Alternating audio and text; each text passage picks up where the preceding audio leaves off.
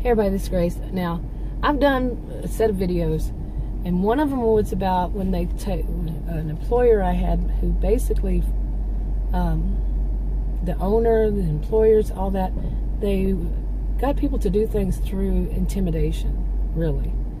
Now this video, I want to do more about motivation and incentives and so on. Okay, now I think many of us have heard this about fool me once, shame on you, fool me twice, shame on me. You know, we should have learned from the first time we were fooled not to let this person really do it to us again. Okay, we should learn from that experience, the original experience, and not be fooled by that person or anybody else who does the same kind of thing. And so anyway, I want to talk about, you know, when this is like that boss that I mentioned, when they start to take away from things that they were giving, and that boss just showed us that they, you know, they had, and then they keep, you know, picking at it, taking more and more and more as time goes by. That situation I mentioned in that video, we would not have known if they hadn't pointed it out, but if they wanted to point it out to us, it did not. It was crazy making. You know, it was fear, intimidation, so much. And you go see that video. But now when they start chipping away, you know, they take a pickaxe and start chipping away at everything that is motivating, any kind of incentive for a person to work harder, to try to achieve some goal. Sometimes they put a goal out there that, you know, the original goal, they move it, okay? Like people say, move the goalpost. And sometimes they'll make it so outrageous that you can't achieve it. I've been at jobs like that before, that they wanted to get rid of some people, so they set the quota. These were medical billing, and they would set their quota to a point where they could not achieve it. You know, it was just, they would work so hard, they would never get there. Okay? And what they were doing was they were setting it up so they could fire them. And, you know, when it came to the, you know, so they don't have to pay, what is it? I just mentioned it. Okay, I don't know why it went away.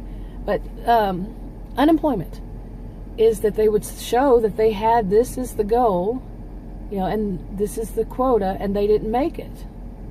And so they had reason to fire them, you see?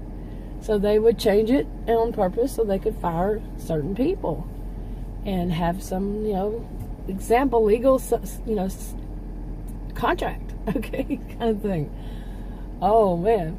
But some people would see that, you know, some people were the good ones, and they would see that and they'd say, that's wrong. Okay, you know, in that kind of field, there were a lot of jobs. You could go to somewhere else, but getting a reference, well, would be difficult, and they knew that. Okay, they knew it. Okay, now say that their goal was not to fire everybody, but just to make people work harder and harder. You know, less employees, people work harder. Okay, you know, give like so much when the downsizing time came around, to fire 5 people and give the job to all the work to one person. And they're not going to do it, but they don't want to fire that one person. The person knows all these other jobs, you know. Their goal isn't to fire, but it's to get that one person to do the job of 5. Okay, yeah. Okay, but one thing that I don't think they really even concern themselves with is that the people who were loyal, who did work hard and everything, when they go away, they go to other jobs, that place gets a reputation. Reputation of some companies is very important. You know, if people say, you weren't loyal to me, why would I be loyal to you? You know, you know, you're an employer and you did something like that to me and other people and all that. Why would we not tell somebody when we go to another company?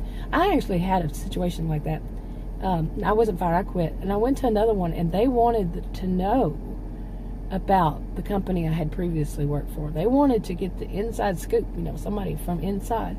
And they also wanted to know about their clients and all that. I wouldn't tell them because I was under a I can't even remember the name of it, but I couldn't say anything about their company for a year after I quit or was fired. Something like a year, okay? But some people, they don't have a contract like that. You know, they work at a job. You don't have something like you can't disclose this kind of information about them for a year or however long. And they would go out and talk bad about them. And reputation, for, like I just said, for some companies or corporations is very important.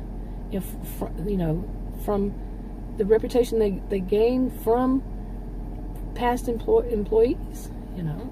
Plus, to add some of you know, previous videos,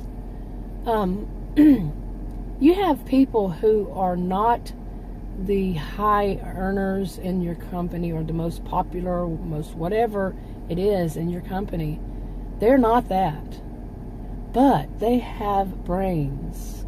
They actually are the ones that come up with ideas. Okay, the unfortunate thing is it happens in many fields that not everybody does it, but often the people who are these narcissistic type, it's all about me and I have to be the center of attention, I have to be the one on top, they will steal their ideas. I mentioned this in a copycat video, you know, called Copycats. I don't remember the rest of it, but yeah, you know, and I'm not saying that's a good thing to keep people just so other people can copycat them, but your creative ideas, your ideas for your company, your corporation, might come from them. And if they're fired, they give up. They say, I cannot work this hard, I cannot, I'm not achieving anything, I'm staying at this level. Whatever reason, they give up and they quit, or they get fired. You know, for those who get fired, where are your ideas going to come from? Where are the people who are really going to sit there and do the work?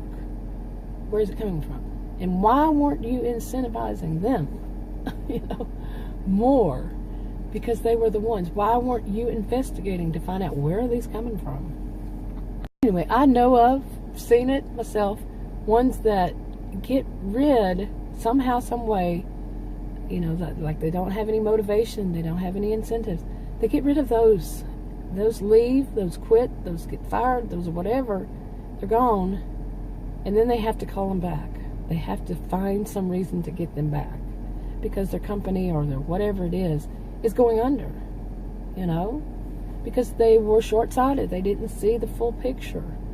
You know, they didn't know you can't do this to just anybody, because somebody some of these actually have brains, you know, to figure things out and to work things through and to motivate other people to work harder or to work smarter. And they figure out how to work smarter and not harder, you know. Like I've been saying, some of them, they think that they can motivate through intimidation, motivate through just this, motivation through intimidation, and oh, you've got to do what we tell you to do. And they're very, what is the type of leadership style? Authoritative, I believe, leadership style. And those tend to go under very quickly. Okay, but they don't know that. So usually it's sometimes some people who haven't worked in that particular field, who are in management long enough. They haven't been in management even long enough to understand you can't, you know, it's not going to thrive. It won't thrive if you try to intimidate people, if you you know, if you rank people too, you let people know a rank of everybody. You don't let them grow with their own merit, their own ideas. You just want a few of them to have whatever it is. Yeah, anyway. Okay, I don't know what that truck's doing. It's kind of weird. But, distraction. So I'm going to go ahead and wrap this video up. If you want to subscribe to this channel, click the circle. If you want to watch another video on this channel, click one of the rectangles. Like, subscribe, comment, and share if you would. And I'll talk to you on another video. Bye.